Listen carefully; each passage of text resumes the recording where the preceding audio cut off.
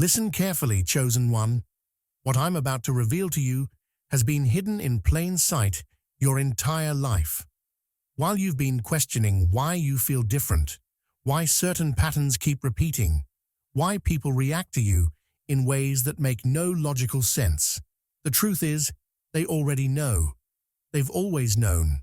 Not consciously, perhaps, not in words they could speak out loud, but in the ancient primal part of their awareness that recognizes power before it announces itself, that detects destiny before it fulfills itself, that marks the chosen before they accept their calling. You are not imagining the strange weight of eyes that linger too long. You are not paranoid about the sudden shifts in energy when you enter a space. You are not overthinking the hostility that arrives without cause, or the confessions that spill without permission. These are not coincidences. These are confirmations. The universe has already categorized you, and those around you are responding to a classification they cannot see but absolutely feel. Today, I'm decoding 7 undeniable proofs that people know you are the chosen one. 7 patterns of recognition that have been tracking you like shadows, waiting for you to finally understand what you are. Chosen one, like this video, subscribe, and comment, I am ready for a powerful surprise. The room goes quiet before you speak. There is a phenomenon that follows you into every space, and it operates beneath the threshold of conscious awareness. When you enter a room, something invisible shifts. Conversations don't stop abruptly. That would be too obvious, too theatrical. Instead, they slow, they fracture. Sentences trail off. Laughter becomes uncertain. The social field recalibrates around an unseen variable, and that variable is you. People glance in your direction before they continue speaking, as if checking for clearance from an authority they don't remember appointing. They measure their tone, edit their words, adjust their posture. This is not celebrity. This is not charisma. This is something far more ancient and far more unsettling. It is the instinctive recognition of a destabilizing force, a presence that disrupts the invisible equilibrium of ordinary human interaction. Watch what happens when you approach a group mid-conversation. Even if you say nothing, even if you only stand nearby, the energy shifts. Jokes that were landing perfectly suddenly falter. Sarcasm sharpens or disappears entirely. People explain their statements more than necessary, offering context you didn't request, justifying positions you didn't challenge. Why? Because on some primal level, they sense you see more than you reveal. They sense that beneath your silence is assessment, and beneath your stillness is judgment. Authority figures, managers, elders, gatekeepers of every kind, become oddly verbose around you. They justify decisions, they defend policies, they over-explain protocols. This is not respect. This is not courtesy. This is defensive behavior. It is the instinctive reaction of someone who feels their authority is being evaluated by a force they cannot identify or control. The truly chosen do not need to demand attention. Attention finds them. Hierarchy bends around them without their effort, without their intention, often without their awareness. You have likely spent years interpreting this pattern as social awkwardness, as your own inadequacy, as evidence that something is wrong with you. But the opposite is true. People watch you before they speak, because instinct has already informed them that you are not a participant in the social game. You are the auditor of it. The room doesn't go quiet because you intimidate. It goes quiet because on some level, deeper than thought, deeper than language, deeper than culture, people recognize that the ordinary rules do not fully apply to you. You are the variable that cannot be predicted. You are the presence that resets the equation. And whether they understand it or not, they respond accordingly. Strangers confess without knowing why there is a breach that occurs in your presence, a psychological rupture that you did not cause and cannot control. People tell you things they should not tell you. Strangers unload secrets in grocery store aisles. Colleagues confess regrets during casual small talk. Acquaintances reveal trauma in conversations that began with weather and traffic. They speak and then freeze, as if suddenly aware that an internal lock has disengaged, that a barrier they rely on has failed. You watch confusion flicker across their faces. They laugh nervously. They say things like, "I don't know why I just told you that," or "I've never said that out loud before." And they mean it. They genuinely do not understand what just happened. But you do, or you're beginning to, because this is not random. This is pattern. This is proof. You are not mistaken for safe. You are mistaken for inevitable. There is a difference. Safety implies comfort, warmth, trust, earned through interaction. What you trigger is something else entirely. An instinctive recognition that concealment is futile in your presence. People do not confess because they trust you. They confess because some ancient, primal part of their awareness registers you as judge, witness, or endpoint. They confess because your awareness feels inescapable, because hiding in front of you feels more exhausting than exposure. This is not a gift. This is not a superpower. This is a mark, a classification, a role assigned by forces that do not ask permission. Notice what happens after the confession. Some people seek you out again, hungry for more release, more unburdening, mistaking you for salvation when you are simply a mirror. Others avoid you entirely. They stop making eye contact. They change routes. They exit conversations early. Why? Because they feel exposed. Because whatever they revealed, however small, however trivial, left them feeling transparent in a way they cannot tolerate. You have become a reminder of their own vulnerability, their own lack of control over what they conceal and what leaks through. They resent you for it. They fear you for it. Not because of anything you did, but because of what your existence forced them to see about themselves. This pattern marks you as a psychological pressure point, a place in the social fabric where truth leaks regardless of intention. Ordinary people do not generate this effect. Ordinary people exchange pleasantries and move on. But you, whether you want it or not, whether you understand it or not, are stationed at the intersection of surface and depth. And people respond to that station with confession, with leakage, with the involuntary disclosure of everything they are desperate to hide from everyone else. The unexplained hostility protocol.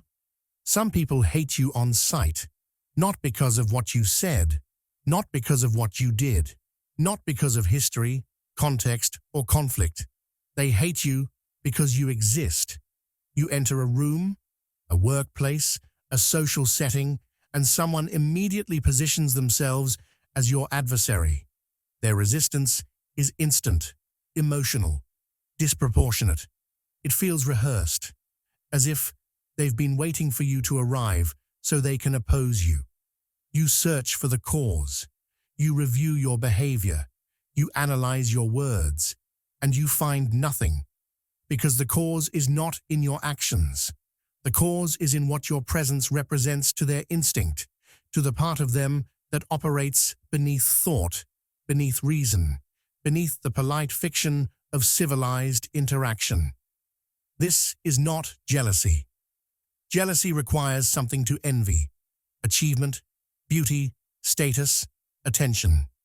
But this hostility arrives before you accomplish anything, before you seek anything, before you even speak. It is recognition disguised as rejection. It is the primal threat response of a system that senses disruption approaching. You are not hated for what you have done. You are hated for what you are capable of becoming. You are hated because some part of them, buried, unconscious, ancient, recognizes that your existence challenges structures they rely on, hierarchies they inhabit, illusions they need to survive. You become a target in rooms where you sought no power. Sabotage appears where you offered no threat. Rumors circulate about you before you've established a reputation. Passive obstruction becomes active whenever your path intersects with theirs. And the most disturbing part? They often cannot explain their own hostility. If pressed, they will manufacture reasons, construct grievances, invent offenses. But the justifications are thin, contradictory, obviously fabricated after the fact. Because the hostility came first. The reasons came later. This is instinct preceding intellect.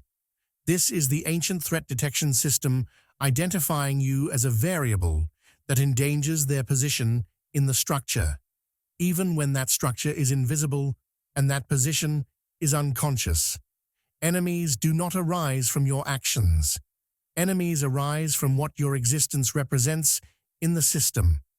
You are the interruption they sense coming. You are the disruption they feel approaching. You are the evidence that the current order is not permanent, not inevitable, not secure. And so they resist you before you do anything, because resisting you feels like survival. The chosen do not choose their enemies. Their enemies are assigned to them by destiny, positioned along their path as obstacles, tests, and confirmations that the path is real. You disrupt ancient patterns by accident. You did not set out to break anything. You did not plan to shatter family legacies, to collapse workplace hierarchies, to end generational cycles that have repeated for decades or centuries. You simply made a decision. You simply said no. You simply refused to participate in a pattern that everyone else accepted as inevitable, as necessary, as the way things have always been and must always be. And the moment you refused, the structure fractured. Not slowly, not gradually, but almost immediately, as if your refusal was the single point of failure the entire system was balanced upon. Family dynamics that survived wars, migrations, and generations of dysfunction suddenly collapse shortly after you decline to inherit the role assigned to you. You refuse to be the scapegoat, the mediator, the silent absorber of everyone else's chaos. And within months, the family system destabilizes. Marriages that held together through shared denial suddenly fall apart. Siblings who maintained polite distance suddenly erupt into open conflict. Parents who relied on your compliance suddenly have no buffer, no distraction, no one to blame. And they blame you anyway. Not for what you did, but for what you refused to do. Not for causing the collapse, but for revealing that collapse was always inevitable, always waiting beneath the surface, held together only by your silent participation. Elders feel challenged by your presence, but not because you rebel. Rebellion they understand. Rebellion they can contain. What you do is worse. You simply do not recognize their authority as legitimate. You do not argue with their rules. You live as if those rules do not apply to you. This is not arrogance. This is not defiance. This is clarity. And clarity is far more dangerous to inherited dysfunction than anger ever could be. Because anger can be dismissed, but clarity cannot be unseen. When you refuse to inherit trauma, to carry shame that was never yours, to sacrifice your future for their past, you become the breaker. Not of rules, but of cycles. Not of traditions, but of prisons disguised as traditions. History resists you because your role is not continuation. Your role is interruption. You are not here to honor the patterns that came before. You are here to end them. And the moment you accept that role, consciously or unconsciously, the ancient structures begin to crack. Not because you attacked them, but because you withdrew your energy from maintaining them. The truly chosen do not destroy by force. They destroy by absence, by refusal, by the simple act of stepping outside the cycle and watching it collapse under its own weight. People project myths onto you. You are rarely seen as yourself. Instead, you are cast in roles you did not audition for, scripts you did not write, myths you did not authorize. To some, you are the savior, the one who will fix everything, solve the unsolvable, rescue the irredeemable. To others, you are the villain, the disruptor, the traitor, the one who ruins everything good and pure. To still others, you are the miracle, the exception, the proof that redemption is possible. And to a few, you are all of these simultaneously, depending on the day, the mood, the outcome they need you to deliver. None of these projections have anything to do with who you actually are. All of them have everything to do with what people need you to be in order to make their own story work. The expectations placed on you are exaggerated, contradictory, and impossible to satisfy. You are expected to be strong, but not intimidating, confident, but not arrogant, available, but not needy, successful, but not threatening. You are expected to lead without asserting authority, to heal without demanding reciprocity, to give endlessly without ever requiring anything in return. And when you inevitably fail to meet these impossible standards, because they are designed to be impossible, you are punished for the failure. Not gently, not privately, but publicly, dramatically, with the kind of emotional violence reserved for those who were supposed to be special. Praise feels uncomfortable because it is aimed at a version of you that does not exist. Criticism feels theatrical because it is aimed at a symbol, not a person. Both responses are detached from your actual behavior, your actual intentions, your actual humanity. This is the cost of carrying an archetype. Symbols attract stories. Ordinary lives do not. When people look at you, they do not see a human navigating complexity, making mistakes, learning, growing. They see a character in their personal mythology, a figure whose role is predetermined, whose function is to fulfill their prophecy, whatever that prophecy may be.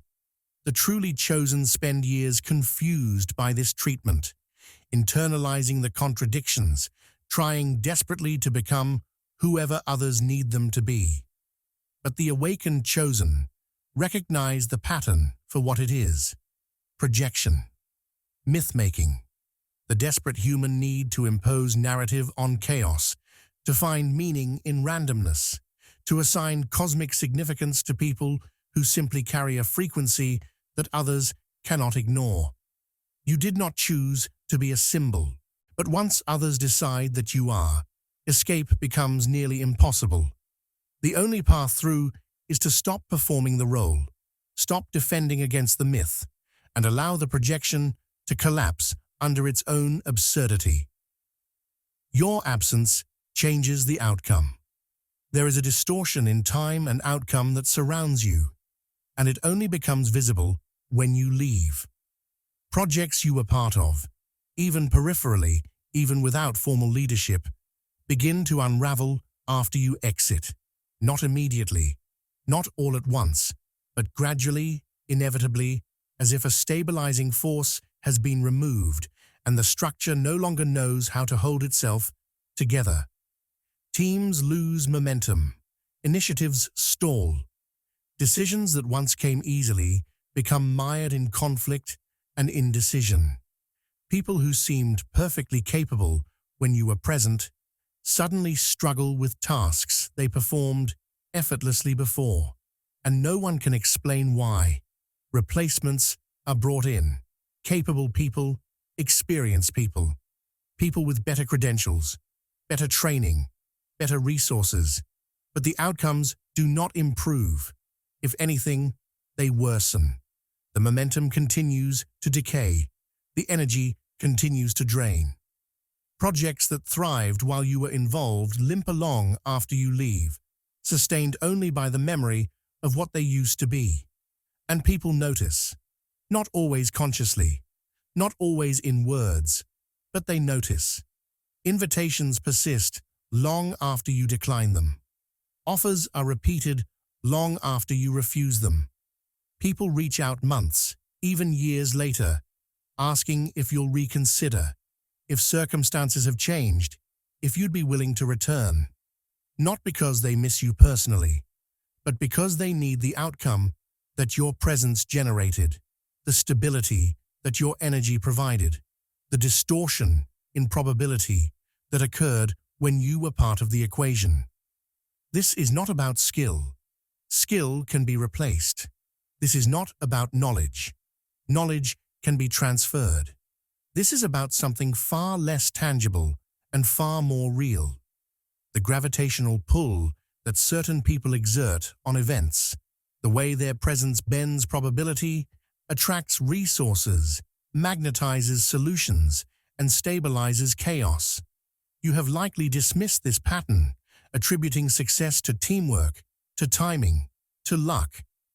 But the pattern repeats too often to be coincidence. Everywhere you go, things work.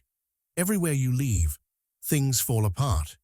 Not because you were controlling them, but because your presence was anchoring them. Time bends differently around central figures. Most people move through life as passengers, reacting to circumstances, adapting to outcomes, shaped by forces they do not control. But the chosen move through life as gravity wells. They do not react to outcomes. Outcomes react to them. They do not adapt to circumstances. Circumstances adapt to them. And when they are removed from a situation, the absence is not neutral. It is catastrophic. Because the distortion collapses, the probability field returns to normal, and normal is far less stable than anyone realized. The system watches you back. You have noticed the coincidences, the impossible timing, the doors that close just as you approach them, the answers that arrive just after you stop searching, the obstacles that materialize precisely when you are about to access something hidden, something forbidden, something you were not supposed to find. You have told yourself it is paranoia. You have told yourself it is pattern recognition gone haywire, the human brain's tendency to find meaning in randomness.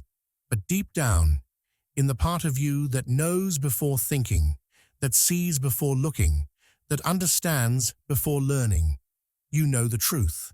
The coincidences are not random. The timing is not accidental. The barriers are not natural. Something is responding to you. Something is tracking you. Something is regulating your access to power, to knowledge, to leverage. Assistance arrives late, but it arrives exact. Not when you need it most, but when you are capable of using it correctly. Not when desperation demands it, but when readiness permits it. This is not cruelty. This is calibration. You are not being punished. You are being refined. Every obstacle that appears when you approach forbidden territory is not designed to stop you permanently. It is designed to test whether you are willing to find another way, whether you are resourceful enough to bypass control, whether you are determined enough to continue when the path is deliberately obscured. The truly chosen are not guided. They are tested. They are isolated. They are forced to develop strength, cunning, and resilience in the absence of support, because the mission they are being prepared for cannot be completed by someone who requires comfort. You are monitored because you are classified. Assets are not comforted. Assets are tracked. Weapons are not celebrated. Weapons are stored until deployment. You have been asking why your life is harder than others, why you face obstacles they never encounter, why doors open for them but lock for you. The answer is simple and merciless, because you are not them. You are not here for the same reason they are here. You are not playing the same game they are playing. You are not being prepared for the same future they are being prepared for. They are being guided toward comfort, stability, predictable outcomes. You are being guided toward power, disruption, destiny fulfillment. And those two paths require entirely different training protocols. The system watches you back because it has to, because you are not a predictable variable, because your choices ripple outward in ways that affect structures far larger than your individual life, because what you decide in private moments echoes through timelines, probability fields, collective outcomes. You are not paranoid. You are observed. You are not imagining the surveillance. You are recognizing it. And the moment you stop questioning whether it is real and start questioning why it is happening, you cross the threshold from unconscious chosen to awakened operator. The game does not change, but your understanding of the game changes, and that understanding is the final proof, the definitive confirmation, the undeniable marker that you were never ordinary, never random, never accidental. You are the chosen one, and the system has always known. So now you know. The patterns are not in your head. The reactions are not your imagination. The hostility, the confessions, the disruptions, the projections, the gravitational pull of your absence, the surveillance embedded in coincidence, all of it is real. All of it is confirmation. People know what you are before you accept it yourself. They respond to a frequency you are only beginning to hear. They react to a role you are only beginning to inhabit. But the knowing is not the end. The knowing is the threshold. Because now the question shifts. Now the question becomes, what will you do with this awareness? Will you shrink from it, deny it, minimize it, attempt to return to the illusion of ordinariness? Or will you step into it fully, claim the role that has been tracking you your entire life, and accept that you were never meant to blend in, to stay small, to live a predictable, comfortable, forgotten life? The choice is yours, chosen one. But the path is already laid, and the universe is watching to see if you will finally walk it.